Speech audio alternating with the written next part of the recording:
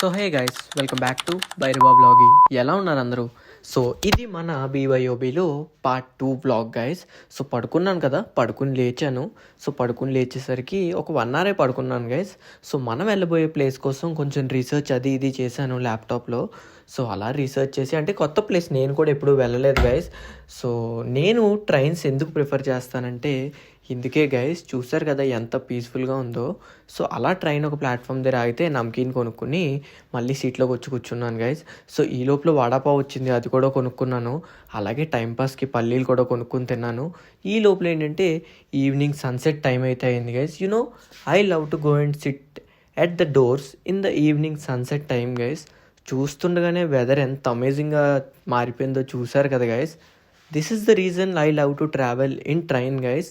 So అలా సన్సెట్ని enjoy చేసి food order పెట్టుకున్నాను, like veg gobi fried rice and అలాగే వెజ్ బిర్యానీ గైస్. సో తినేసి పడుకుండిపోయాను గైస్ రాత్రికి ఇంకా త్వరగా. సో పొద్దున్నుంచి అటు ఇటు చాలా తిరిగేసాను, అదంతా వ్లాగ్ చేయలేదు కానీ. సో పడుకుని నేనేంటంటే పీస్ఫుల్గా మార్నింగ్ అయితే లేచాను గైస్. చూడొచ్చు, one more reason to travel in train guys. ఎంత బ్యూటిఫుల్ వ్యూ ఉందో ఎర్లీ మార్నింగ్ లేవగానే. సో ఇదే బ్యూటిఫుల్ వ్యూలో మంచి ఫుడ్ కూడా ఉంటే బాగుంటుందని ఇలా బ్రేక్ఫాస్ట్ అయితే ముగించాను. Stay tuned and follow